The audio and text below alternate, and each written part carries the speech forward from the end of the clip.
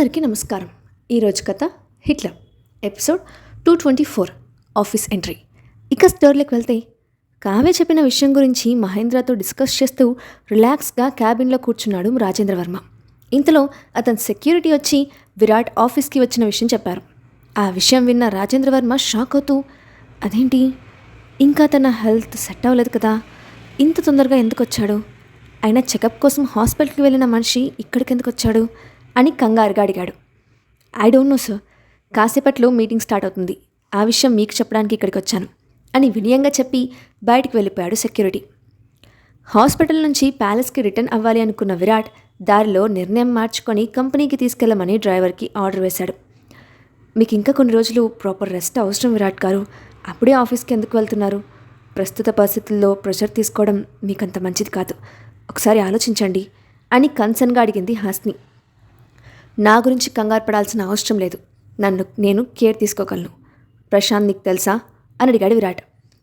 తెలుసు, ఆయన మీ personal lawyer, ఇప్పుడు మా కంపెనీలో వైస్ ప్రెసిడెంట్గా వర్క్ చేస్తున్నారు, ఇప్పుడు ఆయన గురించి ఎందుకు అని క్యాజువల్గా అడిగింది హాస్ని. నా పర్సనల్ లాయర్ మీ కంపెనీలో ఏం చేస్తున్నాడు అని అడిగిన విరాట్ వైపు వింతగా చూస్తూ, లాయర్గా ఉన్న మనిషిని తీసుకొచ్చి మా కంపెనీ ఎంప్లాయ్ చేసింది మీరే, మీరు చెప్పడం వల్లే అతను ఆఫీస్ వర్క్ అన్నీ హ్యాండిల్ చేస్తున్నారు, ఇంత సడన్గా తన టాపిక్ ఎందుకు వచ్చింది, నిజం చెప్పండి, మీరు ప్రశాంత్ను వెనక్కి రప్పించాలనుకుంటున్నారా అని అనుమానంగా అడిగింది. ఇప్పటి వరకు ఆ విషయం గురించి డిసిషన్ తీసుకోలేదు, మీటింగ్ జరిగిన తర్వాత ఏం చేయాలో ఆలోచిస్తాను అని సీరియస్గా చెప్పాడు విరాట్. అతన్ని మీరు వెనక్కి రప్పిస్తే మా కంపెనీలో నేను చెక్కబజం చేసుకోవాలా, మీ అండర్లో ఎంతమంది ఎంప్లాయీస్ ఉండగా అతనే ఎందుకు గుర్తొచ్చాడు అని అడుగుతున్న హాస్ని మెదడులో ఒక ఐడియా వచ్చింది. ఒక విషయం చెప్పండి విరాట్ గారు, మీరు చెప్పారని ఒక రీజన్తోనే ప్రశాంత్ గారు రుద్రమణి ఎంపైర్ నుండి మా కంపెనీకి వచ్చారు, మీకు నాకు మధ్య టర్మ్స్ అండ్ కండిషన్స్ సరిగ్గా లేకపోతే నాకెందుకు హెల్ప్ చేస్తారు, మా నాన్న కంపెనీ కోసం మీరెందుకు ఆలోచిస్తారు, ఒకసారి మిమ్మల్ని మీరే ప్రశ్నించుకుంటే సమాధానం దొరుకుతుంది అని చెప్పి సైలెంట్ అయిపోయింది హాస్ని. ఆ విషయం గురించి నేను తర్వాత ఆలోచిస్తాను, కానీ ప్రశాంత్ గురించి నువ్వెందుకు అన్నిసార్లు గుచ్చి అడుగుతున్నావు, అతను నా కంపెనీకి తిరిగి వస్తే నీకు వచ్చే నష్టం ఏంటి అని ఆమె కళ్ళల్లోకి సూటిగా చూశాడు. ఇలా అడిగితే ఏం చెప్తాను, నాకు అసలు ఆఫీస్కి సంబంధించిన వర్క్స్ రాదంటే చాలా చీప్గా ఉంటుంది, ఇప్పుడున్న పరిస్థితుల్లో ఆ విషయం ఒప్పుకుంటే నా చెప్పుతో నేనే కొట్టుకున్నట్టే అని లోపల తిట్టుకుంటూ, నష్టమేం లేదు, ఎంతైనా వర్క్ బాగా చేస్తారు కదా, అందుకని క్యాజువల్గా అడిగాను అని పొడిగా అన్నది. అతను వర్క్ బిజీలో ఉండటంతో క్యాబిన్ నుండి బయటకు వచ్చిన హాస్నికి లిఫ్ట్ డోర్ ఓపెన్ చేసుకొని బయటకు వస్తూ కనిపించాడు ప్రశాంత్.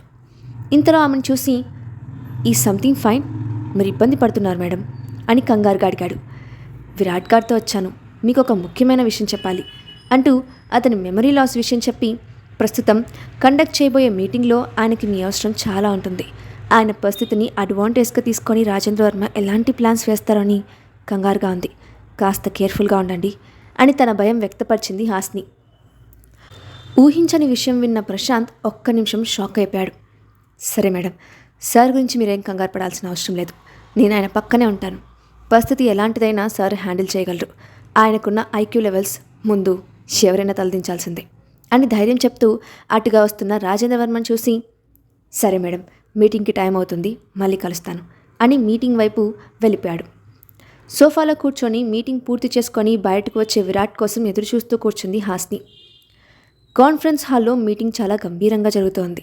విరాట్ ప్రవర్తన ఎప్పటిలానే ఉండటంతో చివరికి అనుమానం రాలేదు. ప్రాజెక్ట్ ప్రాఫిట్స్ అండ్ లాసెస్ వరకు అన్ని విషయాలను డిస్కస్ చేశారు.